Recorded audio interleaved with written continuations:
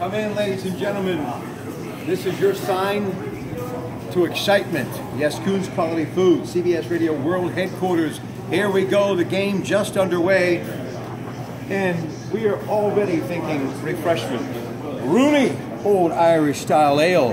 Of course, that great name that we love so much. And here's something that's pretty cool, folks. You see the little logo here, the Keystone logo? For those of you who love the railroad industry, that was the same logo that the great Pennsylvania Railroad used at one time. And of course, those were the days that the chief right here used to travel by rail. And of course, as they say, the Steeler legend was born. Now, you're probably saying, so how much tradition is involved in this Steelers-Dolphins rivalry? From the Pittsburgh Post-Gazette, man that just turned 86 years young, Don Shula, and my hero, the great Chuck Noll, Oakland's own Dan Marino right there. That's what it's all about. So come on in. Cal Anthony shooting the video. It's time to talk a little bit of the show after the show here in the Coons Cafe. And it is Bob Dvorak of the Pittsburgh Post-Gazette. It is great, guys. Already there you see up there at HDTV, show them, Cal. And of course, CBS Television, KDK TV2, locally, Jim Nance getting ready to give you the play-by-play. Talk about tradition, Dolphins and the Steelers, and you were there in 1972. Yeah, they're an undefeated season with the Dolphins, and this was the week after the Immaculate Reception. The Steelers had just broken through, and what really threw everybody off, it was like 60 degrees, and the Dolphins wasn't more than anything else. And also on that same day, Clemente died. It was one of those days you'll never forget. One historical point. Steelers and Dolphins have met 3 times in the playoffs, and each time the winner of the game has gone on to the Super Bowl. You know what I remember the most about it? Still was trying to think if we had a chance because of Zonka and Kick and Reese and how good they were. And yes, the great Mel Blount trying to tackle Larry Zonka, the man from Syracuse, who has some connections, got his beer distributorship in Lisbon, Ohio. What about Larry Zonka and his contributions to the game?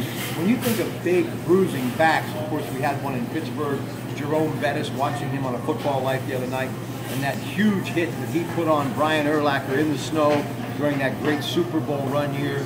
Tell me about Larry Zonka. What did he mean to that football team? Oh, he was just a bull in a china shop. He would run around. I mean, he was one of really fun guys to watch during that game.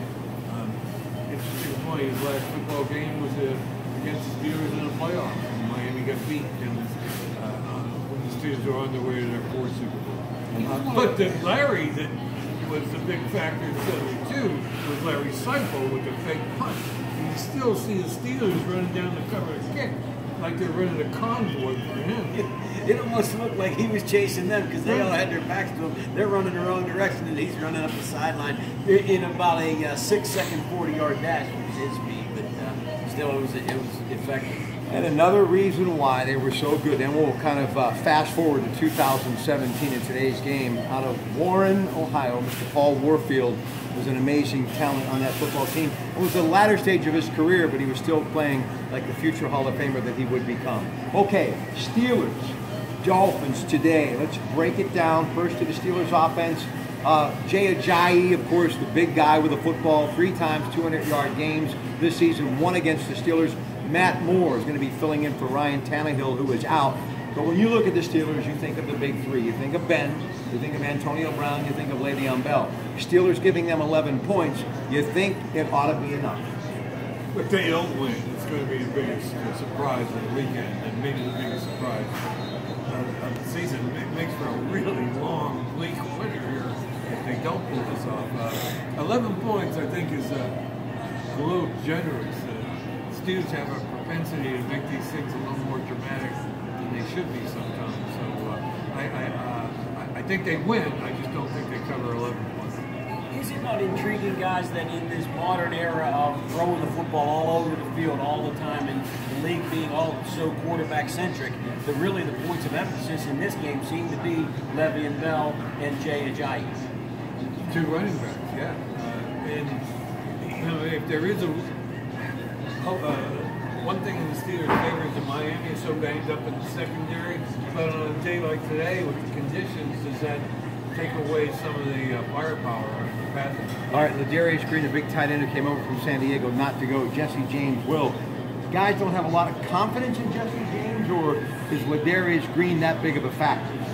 I think it's the difference, the athleticism that you get with Green. That, you know, Jesse James is a good football player, but hasn't rounded into the shape of a tight end that's a downfield threat like Green is. Right, he doesn't get open like a Heath Miller did. You know, if you had Heath Miller today, you know, how big would that be? Because, you know, he's one of Ben's favorite targets, but he has to move the sticks. So, you know, that's a factor. But again, you got an Eli Rogers in the slot who's really emerged this year, and I think could be a difference maker in sustaining drives. Stephon Tuitt's back today, but one of the things that Greg said on the program today is so true. R.D. Burns has really paid some big dividends for this football team, and that's what they need on the defensive side of the football if they want to advance in the postseason. He and Scott, the two rookies, the two high draft picks that the Steelers, and you know, there was some criticism, were these guys going to be good enough? They have definitely rounded into shape. Look like two really prescient draft picks that the Steelers made. All right, I don't think this is too subtle. Not in this town. You can never get enough of that, ladies and gentlemen. Okay, Giants, 5-point underdog at Lambeau Field. We're all kind of rooting for, and we actually, with Ted Arnell walking the line against the spread, it is the Giants that we believe will win this football game today. How can you not believe in Eli Manning, especially in the postseason? Guys already got 2 Vince Lombardi trophies, and he's been playing some of his great football that really people expected early on in the second half of the season, so you got to believe the momentum is in his favor.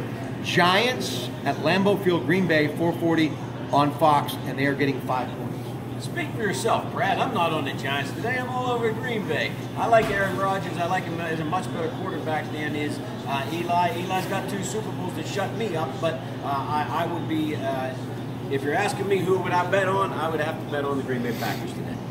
I think the Giants are a dangerous team in the playoffs. There's certain teams that just seem to rise to the occasion. Giants seem to be one of those types of teams. And with 5 points, I think Green Bay has a great chance to win this at Lambeau, even though they're 4-5 in their last home playoff games there. But I think the Giants will cover. Speaking of Eli Rogers, as we were moments ago, a little dump pass from Big Ben moments ago. First offensive series for the Steelers. They're at the midfield marker. He got it out to the 50-yard line. So here it is now. Eli Rogers, now known as Roy Rogers. Yippee-yi-yo. Let's go. Happy trails to you, too. All the way to the Super Bowl. And guess what? Antonio Brown, AB, just put 6 on the board. So the Steelers are leading 6-0, and hopefully a few more by the time we get this up on Facebook. Cal Anthony, Greg Diolis, and yes, Bob Dvorak. Thanks to Cal for shooting the video and producing the great broadcast today. Sam DiGregorio back to CBS Radio World Headquarters. We will talk to you very soon. Tomorrow night at 9 o'clock on Rob Pratt Monday night. It is these two guys, this gets to the Pittsburgh Newsline, talking post-game of the Steelers and Miami game, also Giants Green Bay, and we will talk more in the way of, yes, the college football national championship, the title on the line. It is the 14-0 Alabama Crimson Tide, Nick Saban's Bama Roll Tide Roll against Clemson. Should be a good one in Tampa, Florida. Have a great day. Let's go Steelers!